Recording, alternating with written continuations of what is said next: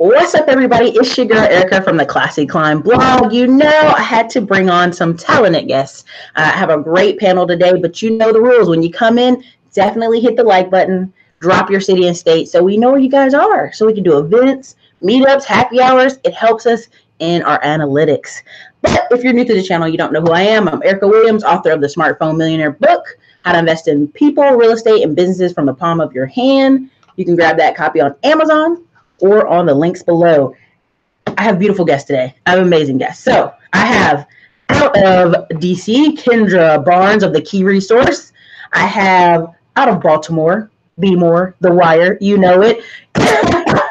Kyara of Charm City Buyers, one half of Charm City Buyers. Khalil is also always on the road. Then we have Brother Dre. Hey. Mobile Network Dre, Notary Dre, sorry. We have Brother Dre with us out of Hot Atlanta. Please introduce yourself, starting with Kendra. Hey, y'all. I'm Kendra from the Key Resource. I'm a buy and hold investor. I have rentals in DC and Maryland, and I'm super excited to chat with y'all today.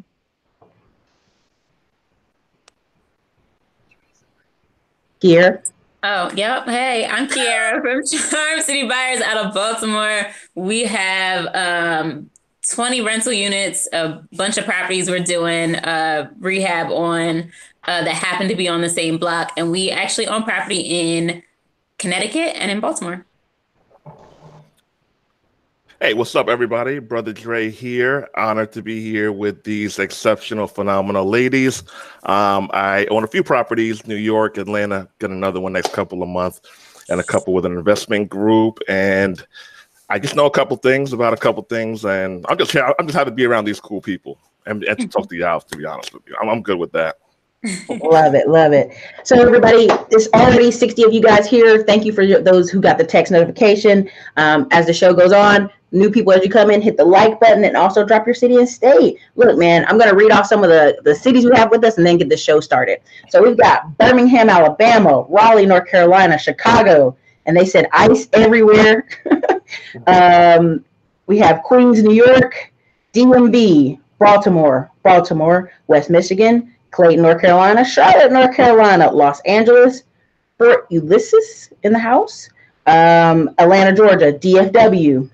Thank you, Greek Surgeon, for posting our links. Thank you so much. He's posting Kendra's links, and he's also posting Charm City Buyers meetup they're doing on March 9th on my birthday, y'all. You see how they do me? Minnesota, Pittsburgh, California, Moore, California, DMV, which is, of course, you know, you guys know what DMV is. Memphis, Bronx, New York, Hartford, Connecticut, Chucktown. What is Chucktown? What's Chucktown? Put that in the comments, whatever Chucktown is. Phoenix, Arizona in the building. We got Charlotte, Seneca, South Carolina, Moore, Georgia. Sorry, I don't want to mess that name up. Pittsburgh, NC. Brooklyn, Leander, Texas. What's up, Leander? Oakland, California, and New Orleans in the building. All right, everybody. Whoever put in Chucktown, tell me what Chucktown is. I just have no clue. So the reason I pulled together, and there's 80 of you here, so I want to see 80 likes. The reason I pulled this show together is Uncle G, Uncle Grant, but not just Uncle Grant, several people in the real estate sphere, bigger pockets, you name it, have a tendency to say that C&D properties or certain neighborhoods are ghetto, they're trashy, they're war zones, they're dangerous places to invest. And I think what it's done, unfortunately, is give a bad name to homes where there's working class people. And it's also scared a lot of newbie investors from investing. And you guys know I've been on a rant a little bit here about Lisa Phillips, who several years ago was talking about buying $30,000 homes. And people called it dogs. They called them all kind of horrible things, said nothing but drug dealers would live in those type of homes. And now, years later, as inflation and hot real estate markets have pushed up, there's about 5 or 6 guys who are running around talking about buying 30K homes. And they're popular and famous. And I feel like depending on who's saying it is depending on how we value the homes. So I wanted to get a definition from this established panel who are in various cities of investment. What is A, B, C, and D homes? Now, I'm going to give you what Grant said, and then I'm going to hit the people who are in the wire locations and DC locations next. Okay, so according to Grant, A A properties are rents from $1,500 to $3,000 a month. B properties are $1,100 to $1,500 a month. And any of my moderators, you can put this in the comment section. Thank you so much, Greek surgeon. C properties are $800 to $1,100 a month rents. And D properties are $500 to $800 monthly rents, with the comma beside it that said ghetto, older, Section 8. Now, he said C and D properties management is a nightmare. Now, I didn't expand. That was just the sentence. It's a management nightmare. So I had a problem with that because I felt like all that's going to do is wipe out a lot of markets. The Midwest has a lot of 500, 800 rents. The South, several places.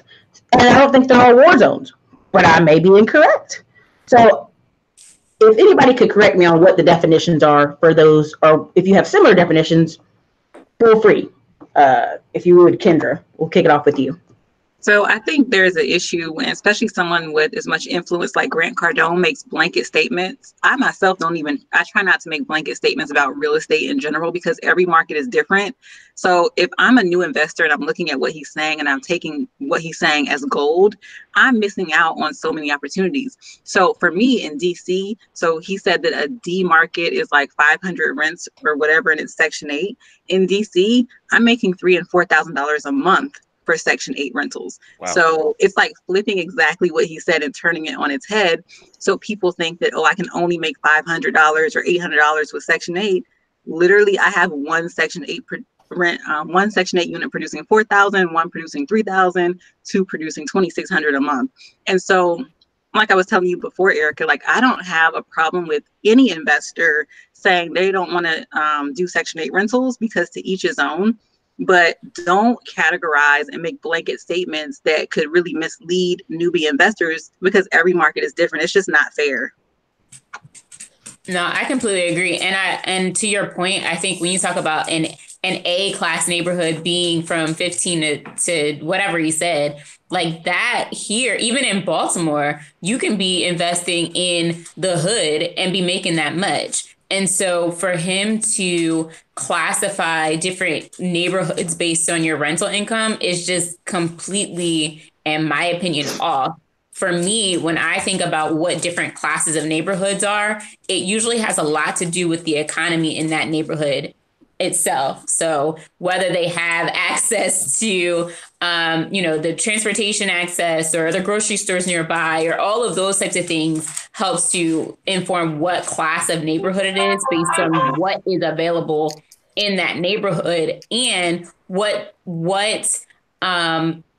income levels, you can say like what income levels, what job opportunities, what those types of things are in those neighborhoods. And that helps differentiate between A, B, C, or D. And crime stats and all that kind of stuff. For me, if I'm going to use that vernacular, which I don't typically, it's going to be around those things, not around rental income. And to Kendra's point, a lot of these programs are paying top dollar. So even when he tried to say that, D-class neighborhoods are Section 8, that is completely misinforming people, because a lot of times those programs, Section 8 in Baltimore, you have BHRP, there's tons of different programs. They're going to pay a premium. So they're going to take what the market value is and go above and beyond that for you to just, wake up on the first and get a check. So I don't know. I was not a huge fan of that, less because of the vernacular, but more because he completely kind of mix things up and just pointed people in the wrong direction in regards to what it looks like to be in an A-class to a D-class neighborhood from a financial perspective. Mm-hmm. Yeah. My 2 cents is I love it, because that's going to scare people away that we can buy more of them. We don't need white validation for things. And a lot of times in our community, not just in real estate, in terms of just life, we kind of seek this white validation, and we don't need it. As Kendra said, she's caking up off of Section 8 places in the hood. And I only want properties in the hood. I only want stuff that's in underdeveloped markets per se. And here's the deal. If you're thinking long-term anyway, as we know that neighborhoods change, is there something going on in the pipeline that's going to give it room to grow? You want to get in those places now, because they are most likely going to change long-term. So I love it. If they don't want it, that's fine. That's just more opportunity for us to hop in it. We just need to be wise enough to know that those are opportunities, and freaking hop in here, and once it changes, as we all know, the values go up. You have more equity. You can raise the rents, and for some of us, that's all we can afford to invest in. A lot of us, that's all we can afford. So are we not going to invest because it's not an A or B class neighborhood? No, it's ridiculous. Yeah, I think for me, I don't even pay attention to it that way because I don't give a damn what people have to say about most of these hoods in general. Right? Started the show with cussing, y'all. Already, I don't give a dog on what other people have to say about a lot of these neighborhoods, because at the end of the day, someone already in the comments talking about opportunity zones. At the end of the day, I guarantee you it's in the strategy, right? To be investing in these neighborhoods that they called like D class. My thing is, as people are trying to learn, you want to give them clear and accurate information to execute on. And to me, what he put out there wasn't clear and it wasn't accurate. And it was really unnecessary. Like, he literally using the word ghetto in his description served no purpose. And I'm sure it painted a certain picture in people's minds. Like, say what you will about the word ghetto and it's, where it originated from. It paints a certain picture in people's minds. And there's no need for any professional to use that in a presentation. Like, I just thought it was tacky and completely unnecessary. Yeah, and here goes a real life example. There's an area that me and my aunt have a townhome in. There might have been a shooting close by the house, or maybe in the house. I don't know. We invest in Baltimore and DC.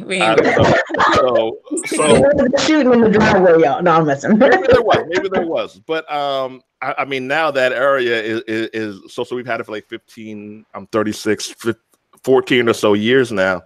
And that's so the house is halfway or more than halfway paid off. So we don't owe a lot of money on it. And now that area is being the G word, gentrified. So sometimes you got to stick things out a while for to feel your return. But if you're if you're a long-term thinker anyway, that's what you want. It was urban then.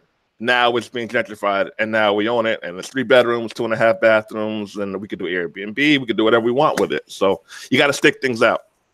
For sure. I love that. So first of all, I had to take a minute. I just heard what y'all said and wrote it down. $2,000 is still in the hood in DC and Baltimore? Yeah, in Baltimore, you might be closer to like from $1,200 to $1,500, $1,600. DC, you're going to see the bigger numbers. But yes, absolutely. I have houses in the hood that would bring in $1,100, $1,200 easy cash tenants. So if I worked with and got a program tenant, a lot of times I could get more. So sorry, go ahead. Oh, sorry. Yeah, for DC, I mean, probably the worst of the worst neighborhoods, the most underdeveloped neighborhoods, you're going to see like 1,800 on the low end, but the neighborhoods that my Section 8 rentals are in are like, they're in areas that have just been gentrified. And so, but that's what I'm saying. He made it seem like you can only do Section 8 in really bad neighborhoods. There are people that have Section 8 rentals in Georgetown, which is one of the most pristine areas of DC. Like, and they're getting $4,000 or $5,000 a pop for Section 8. And so this is what I'm saying. Investors cannot make blanket statements. I cannot stand when people do that. Like, even people in the comments are like, you can get paid for Section 8. Yes, y'all. You can get paid very well. And it's mostly guaranteed. And another thing, so another crib is in Yonkers. And if anyone's familiar with New York, Yonkers has not the best reputation. So when I was 22, I got that crib. And all around me, they knocked down the projects. They're building affordable houses. Down the block from me, they built high-rise rentals. About 3/4 of a mile down the road, literally probably 10 to 12 new construction high-rise rentals. And I'm there. I'm there. So you build whatever you want to build. I'm there and I own there. So it's that long game. It's that long game mentality. It's that long game action. And when we're there, we reap the rewards from it. I can't wait to rent that puppy out. I'm going to crush it. 100%. And then you think about like, because the opportunity zone thing, like, and I know we talk about opportunity zones all the time, but that's going to further push the entire narrative on how you need to invest in your neighborhoods and in these hoods that people have been overlooked or it's been strategically disinvested in over years, if you're the one investing in there and you're buying properties as those who have the cash, who can build these $200-300 million opportunity zone funds to invest in these same neighborhoods, you're only going to win, whether you have the capital gains to invest through an opportunity zone fund or not. A rising tide raises all ships. So if you invest in these neighborhoods that are quote unquote D neighborhoods or whatever, and they're in opportunity zones, you're going to see not only those houses start to appreciate, but also those areas around it. That's how this works, right? So, folks really need to be thinking beyond some of, their favorite podcasts that talk about these neighborhoods as dogs or whatever, and talk about Section 8 housing or talk about the hood or the ghetto or whatever it is that you want to call it. At the end of the day, there are plenty of people who literally see opportunity in these areas. They created an entire federal program around it. And Maryland actually backed that with a state program, putting almost $60 million behind investing in these opportunity zone businesses and properties. Like, let's kill the narrative on what's wrong with the hood. And now let's really put our time, our energy, and our dollars behind helping to make sure it is what it is. It is what we want it to be. Exactly. Well, real quick, everybody. There's about 140 people in here. Make sure you hit the like button. And also, I got to give a quick shout out to House Hunter 216. Nita. $19.99. Hashtag team Acres. Tell her hashtag click that button and get on the live. Thank you, Miss True, or Mr. True, I'm sorry, for the $5 super chat. Great panel, Erica, the A-team. If I was you to comment on the show, you're in the comment section. But something I had to ask, if there's about 150 y'all in here, drop the most expensive apartments in your area. Like I'm just trying to get a guess, because when I hear 1,800, people complain about 1,800 in Texas. They be like, this is a ripoff. I'm dying. You're like 1,800? Like, got a wife and a family? Like, you dying? So to hear 1,800 for New York, Yonkers, I think that's what Dre said. To hear 1,800 for Baltimore and hear 1,800 for DC, I'm like, oh my goodness. No, let's think about it like this. Like, when I moved to DC 10 years ago, the apartment I rented wasn't even in DC. It was outside of DC in Northern Virginia, and it was $2,000 a month. That was 10 years ago. And I got in on a move-in special. So that next year, It went up. Like, that's insane. Yeah. Wow. DC is obnoxious. DC is the craziest for me personally. And this is DC versus Baltimore. I'm going to go there. But the value, the cost of home in DC, yes, you get the return from high rentals, but who buy, like, if you bought in DC, you bought 5-10 years ago. Like, it is so expensive to be there when you can take a train for 45 minutes, get you a house for a whole hell of a lot less, and get crazy returns. Baltimore has the highest rate of returns. Like, it's ridiculous. And it is. It's stressful seeing just like the amount of house you get in DC for the price.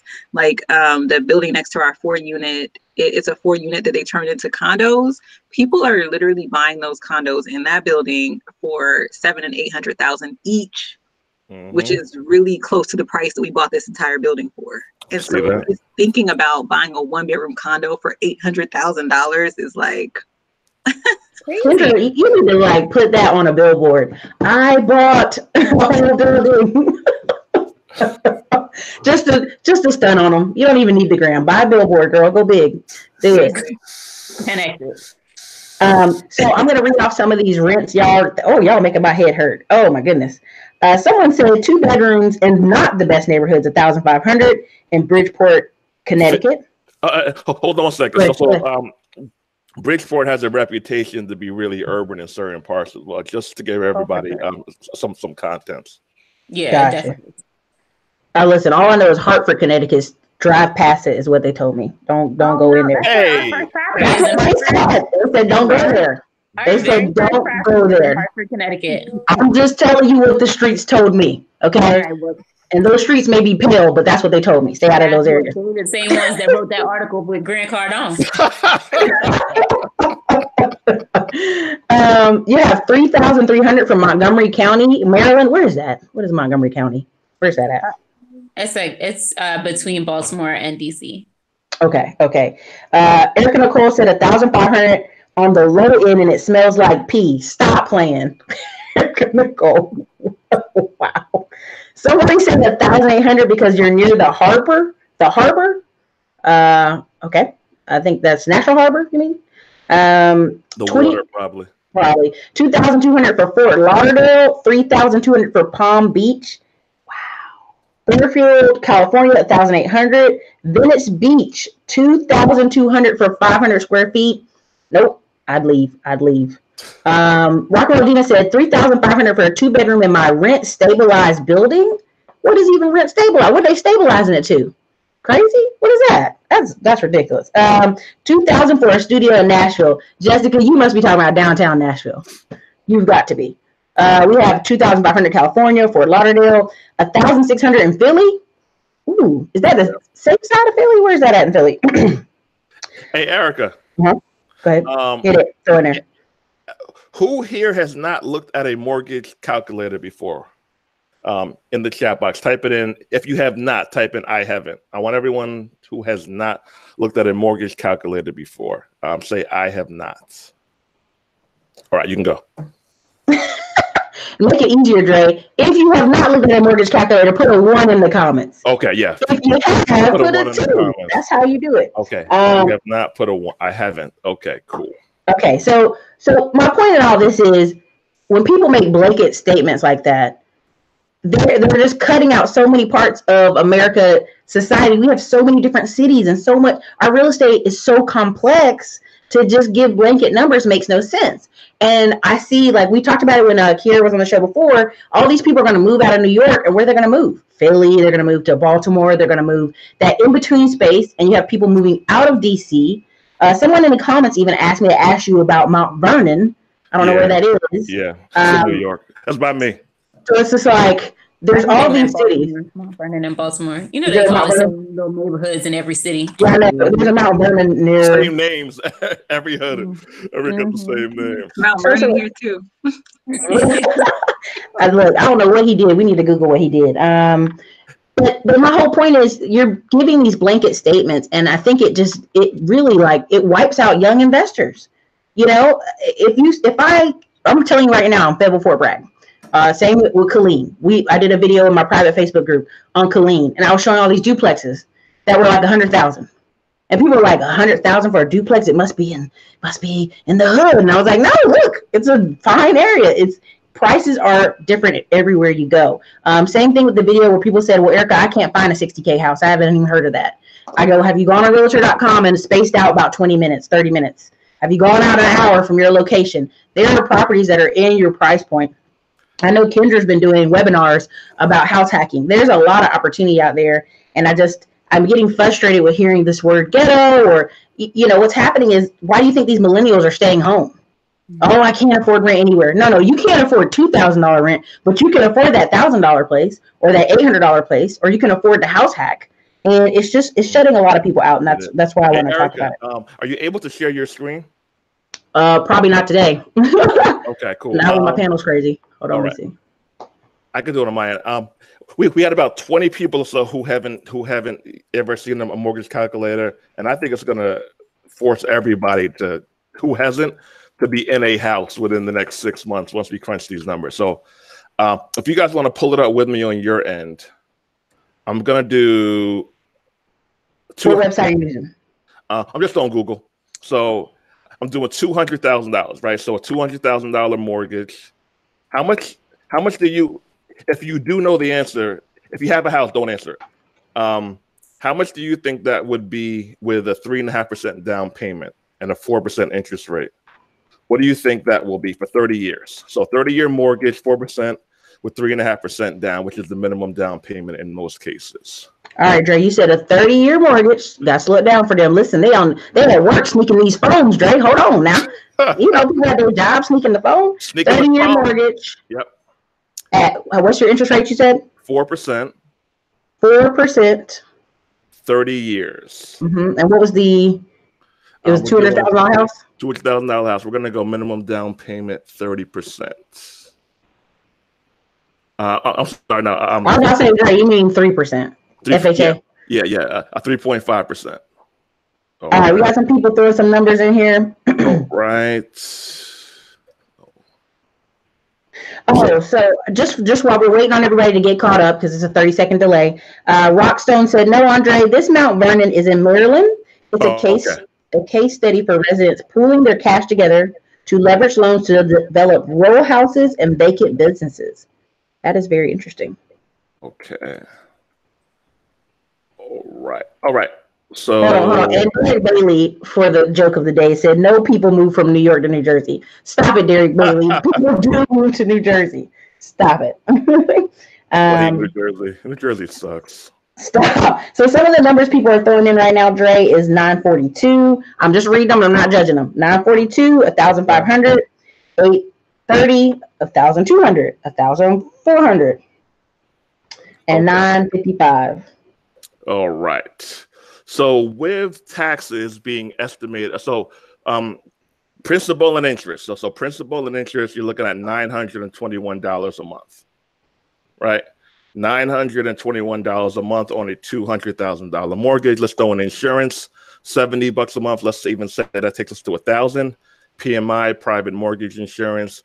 So let's say that takes us to about $1,150 a month, right? $1,150 a month on a $200,000 mortgage with 3.5% for the down payment. All right. I think everybody in here is paying more than that in rent.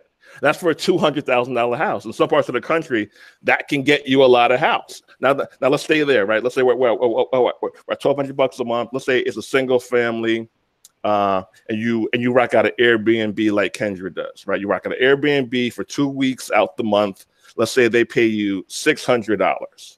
So now you're living in your house, your $200,000 house, for about $600 a month out of pocket. So you rent out 2 bedrooms for the same amount. You're now paying $0 a month to live in your single family house.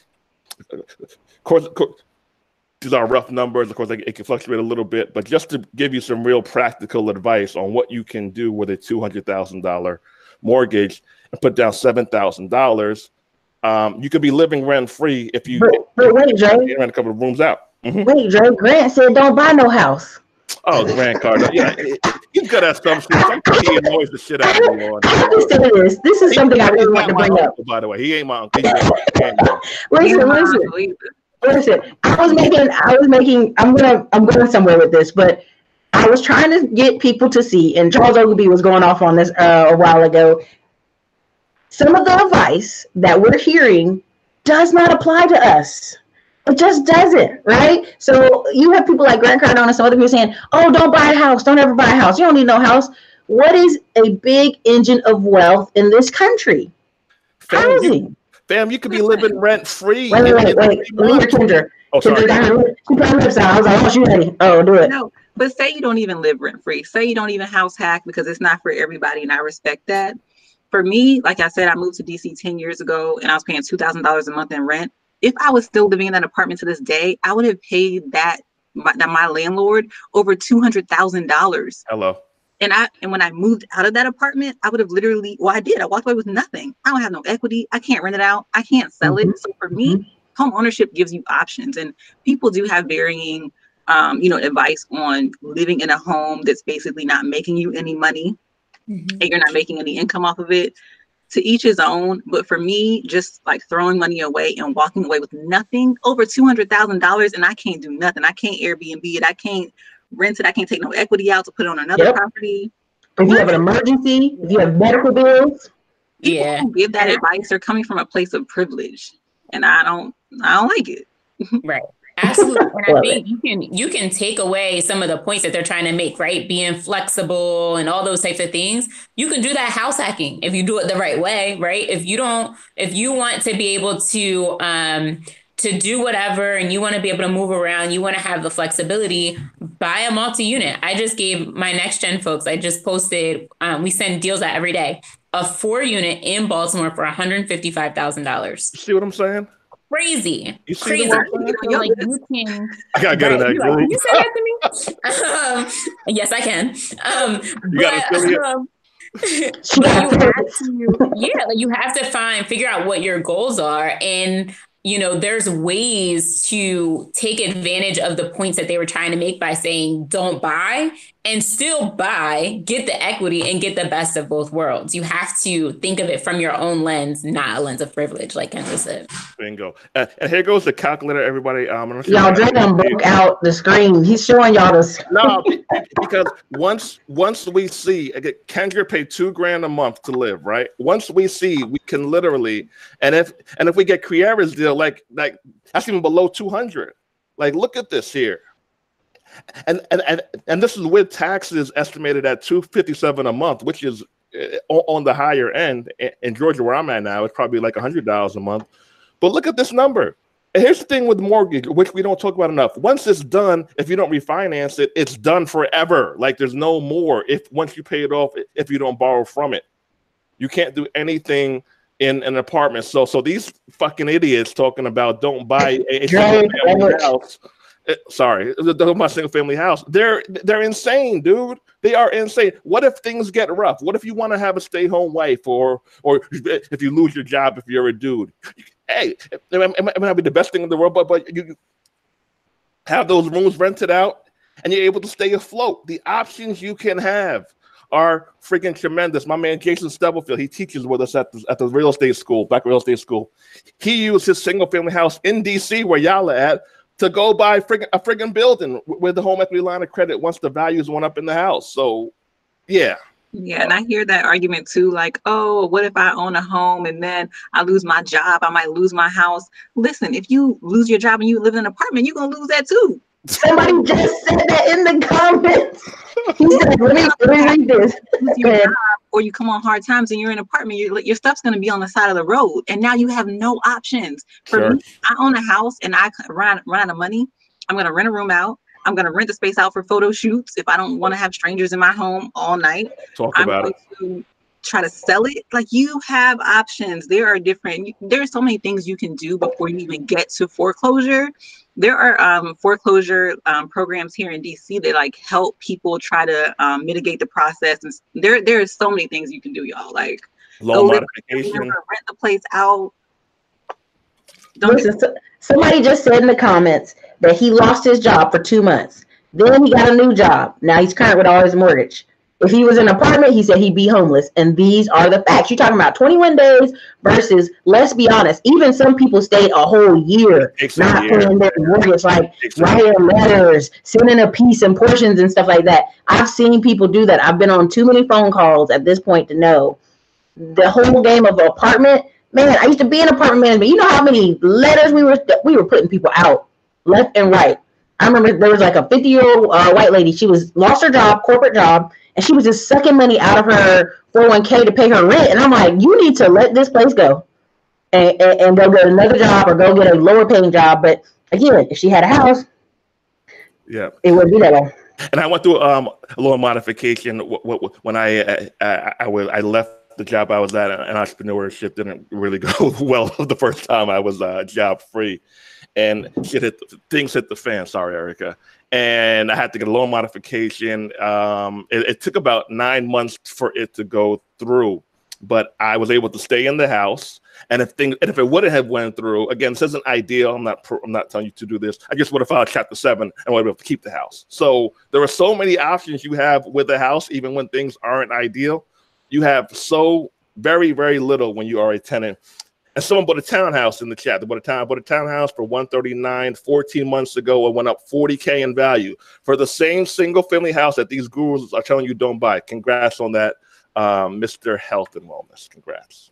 I also want to tell you, thank you, Be Great, for the $10 super chat. Thank you guys for supporting this show. There's almost 190 people in here. Thank you for the comments. I'm scanning through a lot of your comments. We're getting links out to you. Thank you, Greek Surgeon, for posting links. If any of the links are old or wrong, please make a comment so I can see.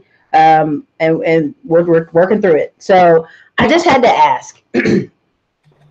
So many people are saying, but I want to keep my options open. What if I need to move? My grandma's house is in an old neighborhood.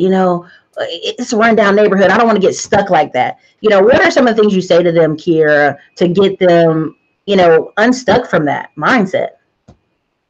So we have people reach out to us all the time who are trying to get us to buy their grandmama's house that their grandparents bled, sweat, and cried over that house, and they try to get us to buy it. So the first thing we do is try to coach them on keeping it, whether that means, helping to give them resources or whatever. And a lot of times it comes down to money, right? I don't necessarily have the cash to be able to build the house up or do whatever needs to be done. At which point we usually spend some time talking about how you can leverage other people's money or do something creative to be able to get the money that you need to do what you need to do. But it's critical that we keep these houses in our family, because that's what, when you think about the wealth gaps and all this other stuff, and I don't want to get too philosophical, but that is the difference, right? It's the fact that we don't hold on to assets and real estate from generation to generation. So between financial coaching, just mindset coaching, and just generally kicking people in the butt, like, don't you dare sell your grandpappy's house, is what we typically do. And then if push comes to shove and they don't want it or they can't keep it or whatever, then we'll do what we got to do and buy it ourselves or whatever. But it's really, really important that we take that first step and say, no, keep this in your family, and here's how you do it. You guys, I'm going to go there. I might make some of the panel mad. I get really exhausted and tired of hearing people say, well, Black people don't have inheritance. They don't have inheritance. These are lies. Where are these wholesalers and a lot of people in different communities going to get homes from? In Houston, they had radio ads saying, please don't sell your house downtown for 30 grand. Your house is worth 300,000. You're in downtown Houston. Don't sell. And you have people, look, I'm going to give two more examples, and one's from Clemson. Anybody know what Clemson football is? Put a 1 in the comments if you know what Clemson football is. Clemson Tigers just won against Alabama. Put it in the comment, 1, if you know what I'm talking about. They kept doing articles, which make me upset because I'm from North Carolina, and it's making the Black people of South Carolina look a particular way. And they're sitting there they're interviewing people around Clemson University. So a lot of these people, they asked them, how long have you been living in this neighborhood? Because colleges are usually sometimes around Black, poor neighborhoods. And how long have you been living in this neighborhood? What's going on? How do you feel about the school growing? And they brought about 6 different Black people up. But then they had this one woman, and y'all know I keep talking about her. She let them take a picture of her standing in front of her grandma's house. And the blinds all tore up. The yard looks terrible. And she's like, yeah, I inherited this house 13 years ago. But, the taxes are going up, and it's just costing so much to take care of it. And they were like, well, where do you work? Oh, I work part-time. So this woman inherited an absolutely free house by a college, been working part-time for many years. I already told y'all, I wouldn't have let them take a picture of me in front of the house like that. But at the end of the day, she's sitting on a gold mine. She's right down the street from the school. So if the neighborhood gets too expensive, all she has to do is clean the house up and rent it out to college students. But then that makes her have to move and do what? Go somewhere else. And so we're getting inheritance. We just don't like it.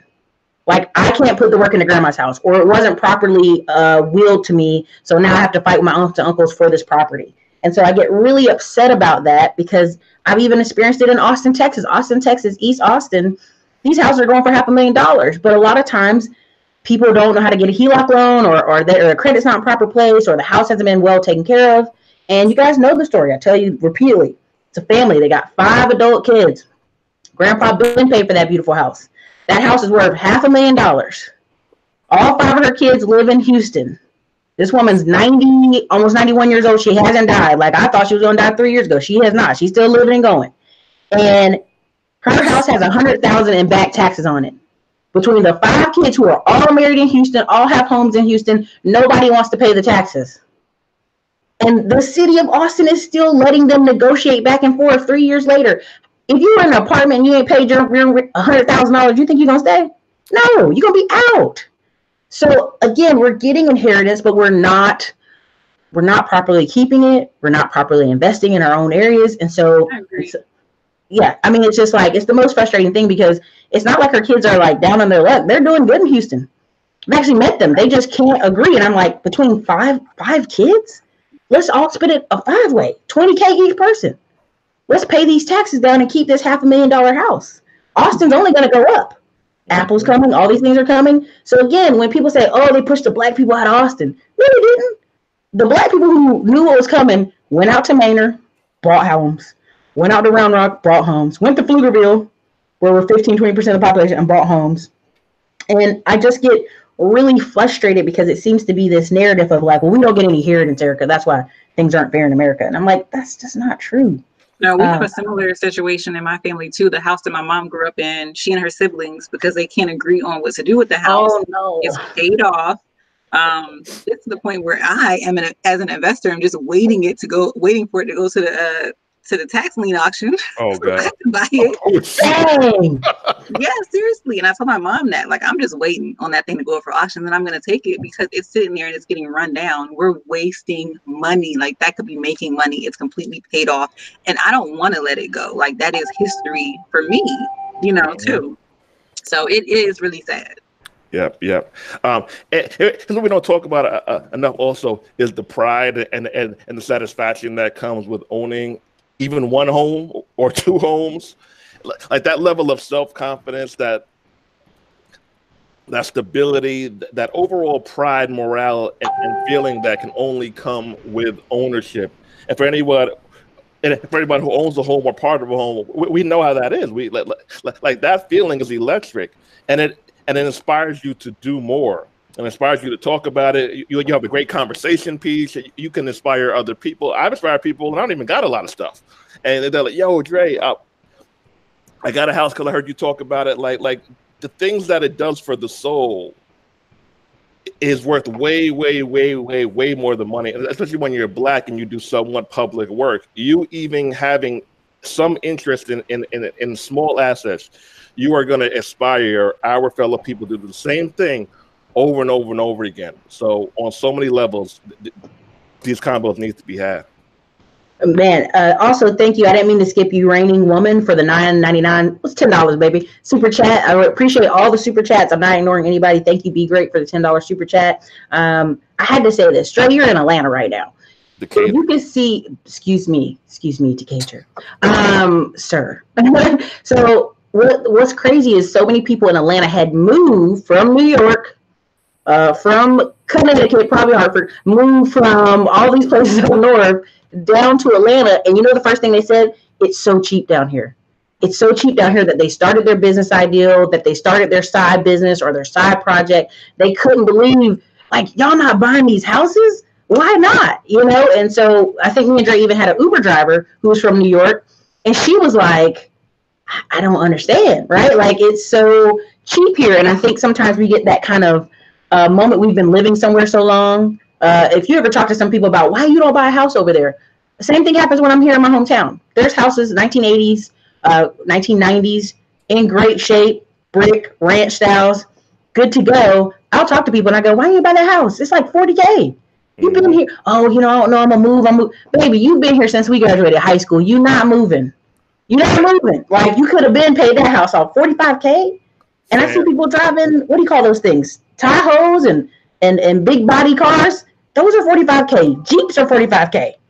You could pay that house off. Yeah. So here's the deal also. A lot of us are scared of success. And once we have things go right, we think of what can go wrong. Now, things can go wrong. Let's not act like things can't go wrong. But the amount of cushion you have if things go wrong is tremendous. And a lot of us just aren't used to. A lot of us just aren't used to seeing people have wins. This is why it's so important that we share our wins and our victories. It's out there for $40K, $100K, $60K, $120K. Again, for anybody who came in late, I want you guys to pull up the mortgage calculator. I pulled it up earlier. Look at how much a home will cost you a month. Look at what you're paying for an apartment a month. Have you been renting an apartment for 10 years at $1,500? Like that would have paid off 1/3 or probably more of a $200,000 mortgage. It just makes sense. And you aren't even alone anymore. You don't even have to do these things alone. Cousin Nita is working on an investment group. We got Todd Capital. Black Seed Fund. You with the trucking, it's like, yo, Charm City got her crew. There are so many ways to get in home ownership now for $500 to $2,000 or so, and it's tax time. What are you going to do with that money? There are literally no excuses anymore if you have $500 or more in disposable income, which we could figure out how to get that too. So, we have a really important lady on the panel, and she got all the kind of business stuff to do. She's a secret agent. So I'm just going to read out this super chat, and then I'm going to let Kendra Barnes give us her final points as she goes out. Mine and real estate investing. Thank you for the $9.99, which is just $10, baby. $10, baby. Super chat. Just want to thank you all for the transparency and for sharing. I'm putting in the work and joining y'all on this path to bosshood. Well, thank you. We appreciate that. So, Kendra Barnes, secret agent, tell us. Yeah, so thanks for having me on. I just want to encourage everybody that, first of all, you are worthy of wealth. That's really important to know.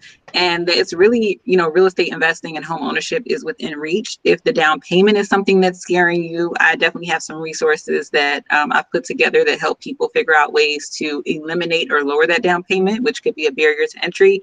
If you guys want to follow me over on Instagram, it's at the Key Resource. Click the link in my bio, DM me if you have questions, and I can't wait to chat with y'all again. Thanks, Erica. Thank you for coming through, boo. Thank you. All right, Baltimore, how you feel? I'm good. McKay, look, can I just real quick, because there's a lot going on over here. She done put on a helmet. She has on elbow pads and knee pads. She has the second day of her being out of school because of the snow outside. It's literally raining ice, and she wants to ride her scooter outside. So if you've seen me like whispering, that's what I'm doing. But anyway, so, but no, I always love when Kendra talks about how you're worthy of wealth. And I think that that's like such an epiphany for so many people. Like there's a reason why on our Instagram, our Charm City Buyers Instagram, we post twice as many quotes as we do pictures of us and pictures of houses, right? It's your mindset that has to come first. And I think that speaks to this whole conversation around how we think about our own neighborhoods, how we think about ourselves, and how we think about what we and our family and our legacy deserves. And then it comes to, what are you willing to do about it, right? What work are you willing to put in? How hard are you willing to grind? Are you willing to focus and sacrifice and have long nights and early mornings to get to where you want to go? Because at the end of the day, I don't care where you invest or how you invest. It's all about persevering, because there's always ups and downs. And it's your ability to focus on what your end goal is and how important it is for you to get there. Bingo. And for Kendra's down payment resource, guys, I don't know if you changed it, but I bought one. It's actually like a donation basis. So you can pay whatever you want, $1, $20, $100, whatever. So there's literally like that eliminates the down payment issue. If you have a down payment issue, just go to her site and might have changed. I'm not sure if it changed. And in Baltimore, and because like in areas specifically in Baltimore, there are plenty of people who get a check at closing. Yeah. Plenty. There are tons of programs here. And that's actually, I think, part of what someone was asking before about Mount Vernon. And I know he keeps asking questions, so I'm gonna talk about it. How Baltimore, there's a neighborhood in Baltimore, and basically from a community perspective, they decided that they were going to revitalize this neighborhood in Mount Vernon.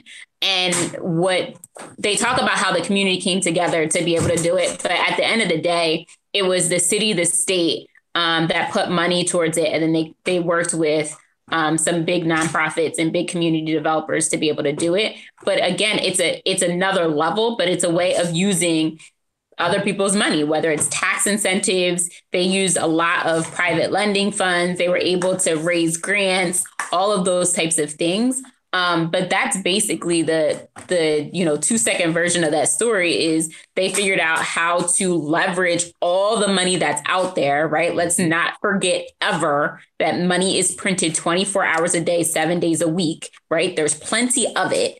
It's abundant. So they were able to take advantage of that fact and change the neighborhood and do what they wanted with it. That is the story of Mount Vernon and Baltimore. Dre, if you're still looking at the mortgage calculator, let me tell you this. Plano, Texas, folks were complaining that the prices of houses were too high. I said, well, what's the price? $150,000, Dre.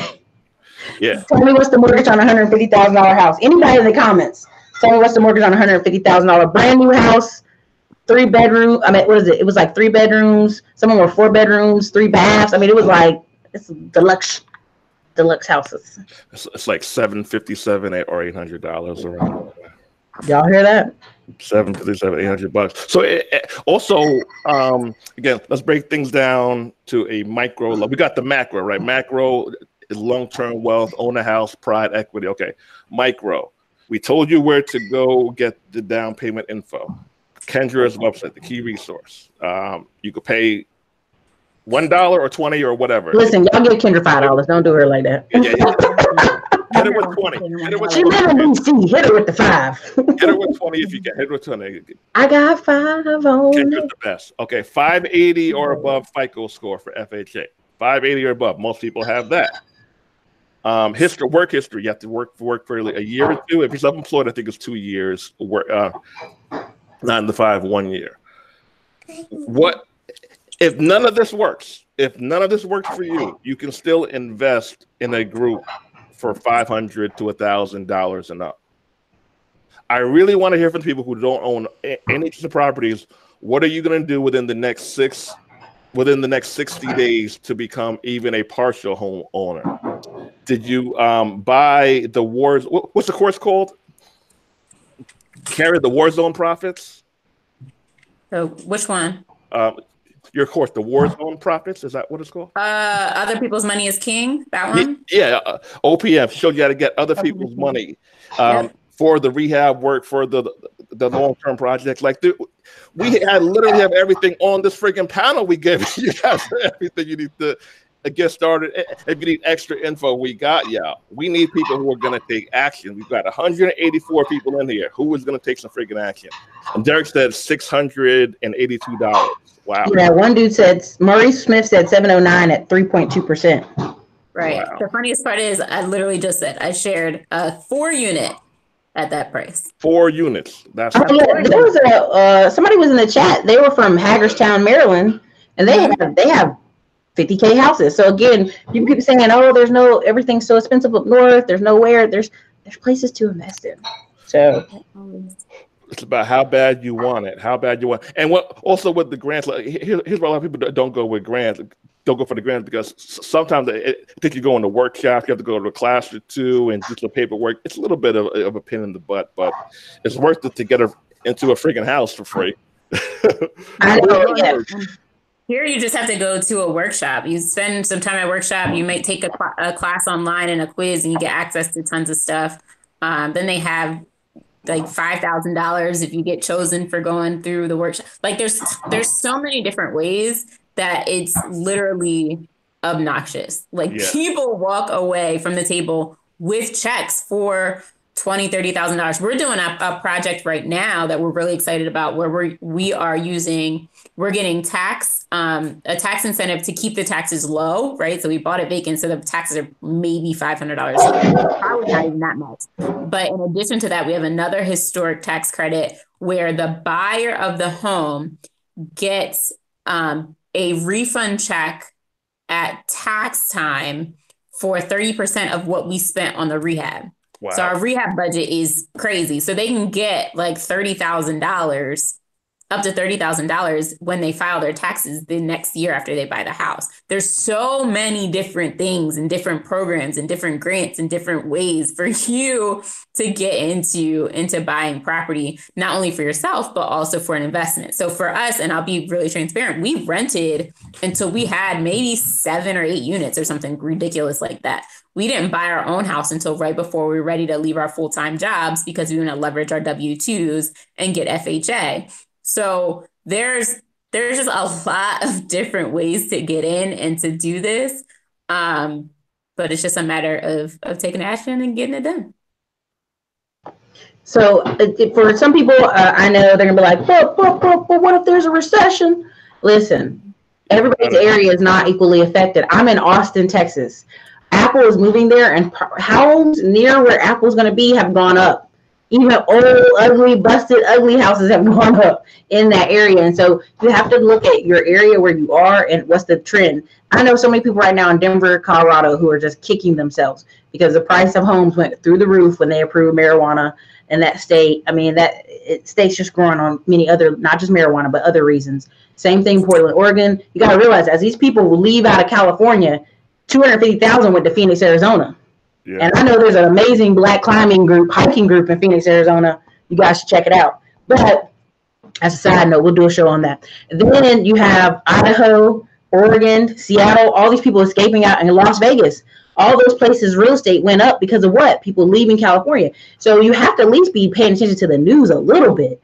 Same thing with this New York. I keep telling y'all this because the state, not the news. The state is already predicting people leaving their state. There's so many businesses putting up information that they are leaving that New York has already predicted 500,000 people are leaving next year.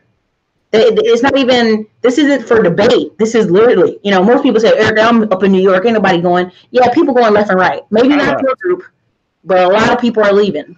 Yep, I left. Yeah. So you have to pay attention to those trends, because the first thing, and I'm going to say this and people get mad and people make comments, a lot of African-American people, not just African-American people, but sometimes poor people, are reactive, not proactive. Now, what do I mean by that? Oh, it's gentrification. Oh, it's going up and up. But if you ask them 5 years ago, hey, you going to buy this? Oh, I ain't buying over here. My first home going to be this $200,000 home when you got $50,000 home, money. Mm-hmm. And I brought on Kareem Baldwin from New York, a mortgage broker, but I found some more mortgage brokers to bring on. They tell me all the time they approve tons of African Americans. But when they tell them, hey, this is how much you're approved for, nah, the house I want is a $300,000 house. Well, that's not what you're approved for. This is what you're approved for, this amount. And so I want people to realize the way you can get that bigger house is either through rentals, either by owning your first house and turn around and renting that bad boy out and then move to your second house. But it's a lot of people are skipping steps. There's like a lot of people not wanting to get in starter homes, what we would call starter homes. So, again, most people don't want to start with anything, a business, weight loss, a healthy relationship. Most people don't like starting, but that's where you get better as you go along. I've seen people freak this. Again, if you're short-term minded, meaning everything has to be microwave, everything has to be right now for you to feel gratification, you're going to lose in life. You're going to lose big. If you take continuous action every step along the way, you will have that dream home. It might take you 7 years instead of 3, but shoot, who gives a damn?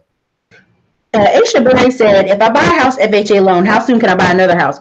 I mean, you can buy another house as soon as you have the down payment, honestly. But if you're you can't just keep using like the FHA to use it again. I think you have to move 100 miles, Kier. Somebody check me if I'm wrong. But usually what people do is, what people don't realize is a conventional loan, depending on your credit score, can be anywhere from 1% down to 10 to 20% down. Mm-hmm. There are programs all over Texas that if you got 720, you can put 2% down as a conventional loan. There are all kind of programs. That's why you have to reach out to some of these mortgage brokers and work with them, because they have so many programs at their disposal. But if you just go to your bank, your local bank, and Tom goes, this is the 2 programs we have. Well, that may be only the 2 programs their bank has, but there may be a lot more programs in your state. Bingo. All right. Well, look, I'm not going to hold them all day. Kier over there about to go roller skate inside her house. So, but you guys, listen, I want you to be able to reach out to them. They're all very qualified. Charm City Buyers is doing an event on March 9th where you can meet them. Cool. Yeah, and Kendra, actually, Key Resource will be there, and Hood Estates will be there too. So, nice. But we haven't announced that officially, so y'all are the first to know. But we're gonna have flying on their jet. Hood Estates will fly in on their jet. They don't come in on our jet, but yeah. So come join us March 9th, and then all those people that had tons of questions about opportunity zones, super excited about that. We are going to a hearing about that on the 14th. To get more information about opportunity zone businesses. They're going to answer a whole lot of questions. So make sure you guys check out the opportunity zones class. You actually have the facts. I saw some folks putting stuff in the chat box that wasn't actually accurate. So want to make sure that you guys know what you're talking about when it comes to opportunity zones. Somebody asked, Charm City, should I move to Baltimore as my second home from South Florida? That sounds like a whole consult. We don't know your whole life, but I'm just going to say there's some great opportunities in Baltimore. That's a tough question. I just don't want y'all to think I'm ignoring some of y'all questions. Isma Ray said, both me and my sister are software engineers. Just started my career this year. Still trying to convince my sister to think about buying property. Her BF is also a software engineer. They've been renting for years. And they make good money. Okay? So I just want to point out some of that. There are down payment assistance programs in every state, you guys. Almost every state, a lot of major cities. What's up, Courtney Richardson? Okay, what's up, girl? I see you. We have, I know there's like somebody I missed that I thought had a good question. Hey, Egypt, can you email me, Egypt, about that house that you need to get rid of?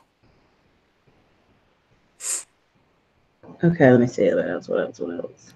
I have a contact, the lady who buys family homes after counseling. Email me, Egypt, if you're looking to get rid of it. Okay, so, oh, wow. Thank you guys for all the super chats. Thank you for all the comments and the love. I've looked through everything. Thank you for sharing the Opportunity Zone link, Greek Surgeon, and my other mods. Just one more person finished out. This is the last question we'll have for Kendra and Andre. Someone from the bottom TV put, how do you start from nothing? That's a very vast question, but we're going to wrap it in the context. You start. That's how you start. We're going to wrap it in the context of buying a house. Kendra, if they're in Baltimore and they come to you and they're like, start from the bottom now, I'm here at your office. You know me, keep listen, for the record, you guys, for the record, Kyara is married to a Khalil. My camera kid was named Kahari. Kendra. Then we got another K. There's another K. I know somebody else is Kevin or somebody is another K. So she's about to be Charm City Buyers. She's about to be just Charm City Buyers every time she come on. Now, y'all know Kyara been on the show like 27 times. Stop playing with me. If they come to the Charm City office and say, hey, K lady, I'm starting from the bottom. What y'all do? Yeah. So it's actually funny you asked that because I thought I was pretty clever, but I actually sent an email out to all my favorite family on our email list and said, how do you invest like Cardi B? And what I was actually talking about, this is probably like a whole nother conversation, but thinking about where she came from and then where she got to with getting a Grammy, right? And how did she do that? By starting, by being relentless, by working hard, by staying focused. That's how. I don't know about y'all. I'm not going to speak for anybody else, but I darn sure, I'm not going to curse. I darn sure did not start with a trust fund. I didn't start with the uncle that's always been in real estate. No one gave me a small loan of $1 million. What did I do? A small loan of $1 million. What I did was get started, was set a goal, was create a plan and execute. And I did that. I had the benefit of doing that with a partner, with a spouse who's also about getting stuff done. But at the end of the day, you know, we made a decision and we went for it. And that is point blank in the period. Like, that's what it is. You have to make a conscious decision and hold yourself accountable to getting your goals done. And that means that might not necessarily mean buying a huge 30 unit house tomorrow, but that definitely means at least taking some level of action towards your goals every single day. Cool. I'm gonna hop in with that. If you start with nothing, what is nothing? Does nothing mean no down payment? Doesn't mean no job. What is nothing for you? So here's what I did. From like 19 to like 21 or 20 to like 21 and a half or 2 or so, I had like very little social life. I wrote down every dollar I earned and spent, and I wouldn't go above 30% of what I earned in a day. I would splurge maybe once every 2 weeks. My car broke down. I had 10 grand in the bank, a 720 FICO score. I didn't buy a car. I took the bus and I cooked a lot to go to work. And I saved up the money for the down payment. That way I kept the FICO straight and I was able to get in there. You oftentimes when you're Black have to give something else to get the ball rolling. Like, that's just what it is. We just don't have it like that most times. The thing is, you have to decide what you are going to give up and or what are you going to insert into your life. Are you going to do some mobile notary jobs? Are you going to be a virtual assistant? Are you going to do hair on the weekends? What are you going to do to change that predicament? I have a guy, he doesn't make a lot of money an hour now. I told him once he gets $1,000, he's going to invest $1,000 into an asset with a group. So hence he'll have partial ownership, and now he'll have the momentum and the feeling of being an owner in something. So there are tons of ways to get it done. You need to write down what you're earning and spending and insert what you are going to do extra for you to get in a better predicament. Love it. Love it. Kia, I think this might be to you. Reigning Woman, thank you for the $2 super chat. She said, do you guys assist in flipping contracts? So I think that might be the same person that asked about, so flipping contracts typically is what people are talking about with wholesaling. So yes, we do. But I would also put you to Nita. So I responded back to her. House Hunter 216 is the wholesaling queen. So she will be probably the best resource for you and her program Blockbusters that teach people how to be successful in wholesaling. And they actually were able to, a lot of the Blockbusters were able to join our Charm City team of wholesalers. But yeah, so I would say definitely reach out to House Hunter 216. Yes, I know how to flip contracts and wholesale. I do it. I'm a successful investor and developer. So obviously I'm going to have deals that I pass on that I can flip to other people. So I do it all the time. But Nita is going to be your best bet. Well, look, you guys, I have sucked up a good hour and 10 minutes of their time. I try not to go over because then they won't want to come back on again. So if you guys have any major questions, definitely hit them up on the Instagram. Also hit them up in their appropriate channels of social media. Yeah. I see you have some random questions, but I'm going to cut the time, Dre. I'm so sorry. But where can they reach you at, Dre? Okay, go ahead. Okay, go to andreandfriends.com. andreandfriends.com. I got a 3-day workshop. Real estate. My girl Ponji Barnes out of Chicago. She has 13 units. Ponji Barnes? I keep hearing about her. Ponji's dope as hell. She told me to bring her on the show. I'm like, I don't know her like that. We ain't called each other. Hold on. I'll hook y'all up. Ponji Barnes, real estate. Me. I'll show you how to build an online academy. Ryan McQuarrie. He'll show you e-commerce, ClickFunnels, and lead magnets. Tiger Toledo, sales and marketing. Andre and Friends is 147. If you sign up from here, let me know so I can break Erica off with some bread. AndreandFriends.com. Erica sent you. No, anyway. Charm City K. So you guys know you can follow us at Charm City Buyers on Instagram and everywhere else, Facebook and Twitter. Check us out, charmcitybuyers.com. If you are in or around the DMV area, or even further out, we had people come from New York last time. Definitely check us out March 9th. That date, we have a lot of things in the works, so it's probably going to be a movie. You should definitely try to be in the room. And Opportunity Zones is lit. Other People's Money is lit. We have tons of classes, tons of ways for you guys to learn from us and with us. And of course, our loves, our next gen family, those who are all about investing in Baltimore. We are definitely spending a lot of time and energy in helping people to buy their deals and be successful in their deals here in Baltimore. So thanks for having me, Erica. See ya. Thank you. Thank you guys so much for coming on. We're going to give Cousin Nita a lot of crap because she didn't come on. But listen, you guys, check out Andre's 3-day business course. Definitely check out. We'll have all these things in the links in the comments below. But it's andreandfriends.com. And then also check out Charm City Buyers Meetup on March 9th, one of the best days in history, March 9th. 1984 is the best year, not the worst. Anyways, I just want to let you guys know, thank you for supporting this channel. I can't even read all the super chats out again, but thank you, Reigning Woman. Be great. Thank you, everybody who donated, even House Hunters 216 for $20 super chat. I try to bring on quality content. I'll be bringing on a part 2 to the class show. So we'll see who I can bring on for that, who's brave enough. Definitely talking about how sometimes, unfortunately, African-American middle-class children sometimes fall into poverty. So that's an article that's really popular, and I'm going to do a show on it probably either Friday or next week. So everybody, thank you for being here. Thank you, Kyara, not Kendra. Thank you, Andre, for your time. And you guys have a great day. Thanks, guys. Kyara. I'll holler at you guys later. Bye.